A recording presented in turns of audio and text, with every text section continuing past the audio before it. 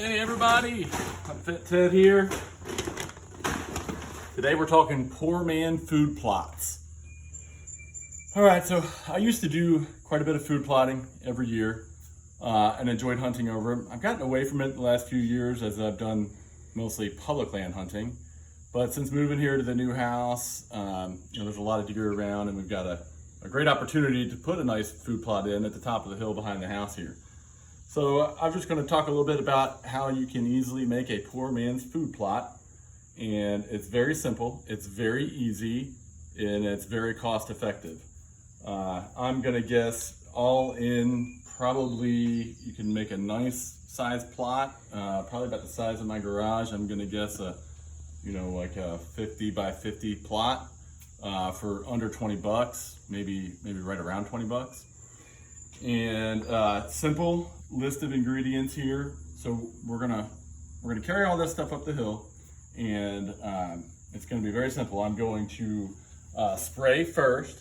So in my spray, I've got glyphosate, and you can buy this in bulk. Instead of buying Roundup, just buy the 41% glyphosate in the large unbranded tubs.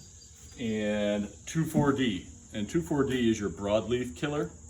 So I've already poured them in here, and it doesn't take much, as you can see, and then you just fill the rest of it up with water. So I will go through and spray the entire plot with the glyphosate and the 2,4-D diluted down, and then I will use my little broadcaster here to spread fertilizer. And then I will use my little broadcaster to spread seed. And today we're going to be planting rape, sugar beets, and purple top turnips. So this is a good classic brassica mixture, and you can plant this anytime after July 25th, and you probably want to get it in the ground before the middle of August. You could do into the late of August, but anywhere between July 25 and I'd say August 10th is your prime time sweet spot. And then what I like to do is, if there's some bare spots or whatever, or that was just we didn't get any rain, so it's just the plot's not looking very good in certain areas. Then I like to go in and add some oats or some winter wheat. In this case, we've got some buck forage oats that we'll be filling in, and this will be once we get into about a month from now, and early to mid-September, I'll look at planting the oats. And again, I'll do that in the bare spots. One key is with the turnips, rape, and the kale seeds or sugar beet seeds, they like a nice firm seed bed. So I will literally spray and fertilize, and you don't need to do anything. They want that good firm seed bed. Whereas your winter wheat or your oats, you're gonna wanna scuff up the ground some, just with a metal rake or a small tiller if you've got it, but they're gonna want a softer seed bed. So one more thing I wanted to point out. Dalton Wood over at Rack Daddy Minerals gave me a free bag of his minerals that I'm going to try. I'm going to set them next to the salt block up right next to the food plot, and we'll see if this draws them in more than the regular salt block does. Thank you, Dalton, for letting us try this out, and we'll certainly just stay tuned for results as it comes up. All right, so we're going to take this stuff up there and get started. Stay tuned. All right, now we're at the top of the hill. There's the house down below, and it's almost straight down. It's a ways down there. As you can see, I've got my game camera strapped on the tree behind me, and I'll turn 180 degrees. I'm now facing my house, and this is the area that we cleared out to make this food plot. And we cleared this out about a month ago, I guess. So just to give you an idea, it's not super clear. I mean, there's some briars there. The 2,4-D should definitely take care of any of those broadleaves that have those thicker stems, but We just borrowed what was already here with the power cut here. That's actually the power line that goes to Six Flags from the substation below down that way. And then we just kind of cleared out like that tree there. There's a couple other stumps there. We just cleared out some of the smaller trees to make room. And we're going to spray all of this, so it should kill it nice and good. And what it'll do is we'll spray it, and then we'll put the fertilizer and seed down. And it's typically a 7 to 10 day germination rate on those brassicas. And it takes a couple days for the grass to die. And what that grass will do is it'll actually lay down and mat down on top of the seeds, creating that good seed bed. So it's a good firm underbottom because I haven't tilled the soil or anything. And then when you get that matted layer of organic matter on top, then it holds moisture in and helps the seed to germinate and helps it to retain moisture during the early stages. Now, as we get down here closer to the edge of where the forest used to be, there's a little more leaves, as you can see.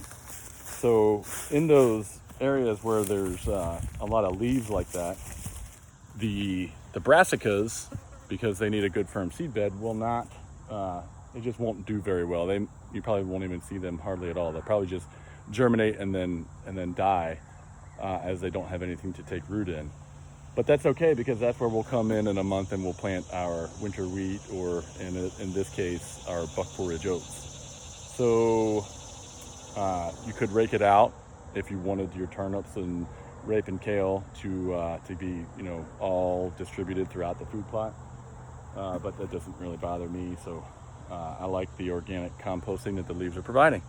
So what I'm going to do now is I'm going to go ahead and do everything as previously outlined, and I'm going to do it in time-lapse mode. That way you can see just how long it takes and check it out. All right. Oh, one more thing. When you're setting up your food plot, you want to do it with foresight. So our house is down there, game camera's there, and it's all looking up. So everything flows nicely. I can come up and hunt from this side without with a favorable wind, of course, without crossing the path or having to go into the food plot. I can grab the SD card by just going to the edge of the food plot, and the camera is positioned nicely right over the salt block, and I'm going to put the minerals next to that, so we'll capture that. I'm also going to put a scrape up there on that tree, and probably right here as well on that one at the tip of my finger. So I should be able to capture all that with the placement of the camera where it is. So I'm going to mount the phone right underneath the camera, actually, so you get the game camera view and perspective of the food plot while I'm planting it.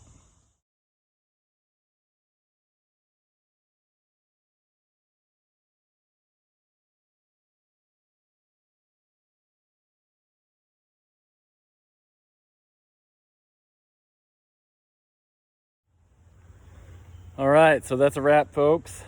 I'm gonna guess it about 45 minutes with, getting all of the supplies ready down at the house, and, mixing the 2,4-D and the glyphosate with the water and hacking it up here and everything. And 45 minutes, got a nice food plot in the making.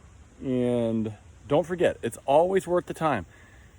Take the extra time to set it out, plot it out to where you've got your trail camera, your tree that you plan on hunting out of. It's a little bit further down there that you can't really see it amongst all the trees, but plan it out to where your access route with what particular, the prevailing winds. Hopefully for me it would be southwest. I want to be able to hunt a southwest wind. That's the most prevalent in October. And my hope is that I'll be able to set up a tree over here with a couple predator platforms ready to get Holly up in the saddle and plug a doe, or maybe even a nice buck with a crossbow. She's pretty pumped about it. depending on the day. But I'm pretty hopeful that we can make that happen if, if everything comes together, as I think it will. So yeah, that's it. We got our food plot done, and now we're just waiting.